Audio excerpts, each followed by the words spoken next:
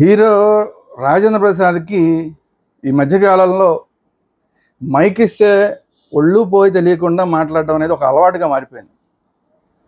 ఎవరిని గురించి మాట్లాడుతున్నాం, ఏం మాట్లాడుతున్నాం తెలియకుండా నోటికి ఏదొస్తే అది మాట్లాడడం. మొన్నైతే మరీ టూ మచ్ అయిపోయి మహిళల్ని గౌరవం లేకుండా మాట్లాడడం, అది ఇది అని మాట్లాడడం.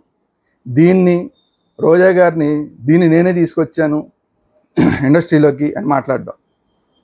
ఆలీ గారు ఒక మైనారిటీ విభాగానికి సంబంధించిన వ్యక్తి, ఆయన్ని లకారాలతో మాట్లాడడం, పైగా ఇదేదో మాకు అలవాటు అని చెప్పి మాట్లాడడం.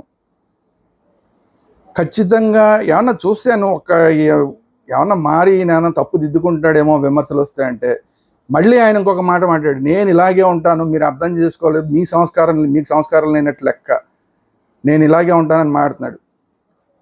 లకారాలతో మాట్లాడడం సంస్కారమా రాజేంద్ర ప్రసాద్?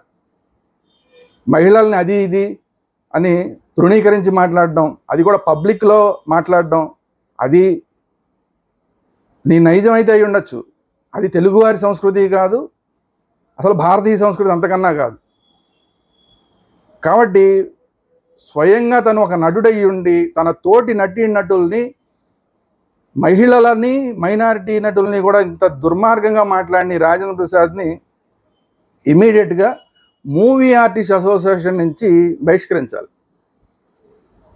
ఇది తెలుగు వాళ్ళగా మా డిమాండ్. ఎందుకంటే తన తోటి నటుల్నే గౌరవించలేని వాడికి నటుల సంఘంలో అసలు ఈయనకి ఎలా ఉండడానికి అర్హత ఉంటుంది? పైగా ఈ మహానుభావుడు ఇంతకుముందు ప్రెసిడెంట్గా కూడా చేశాడు.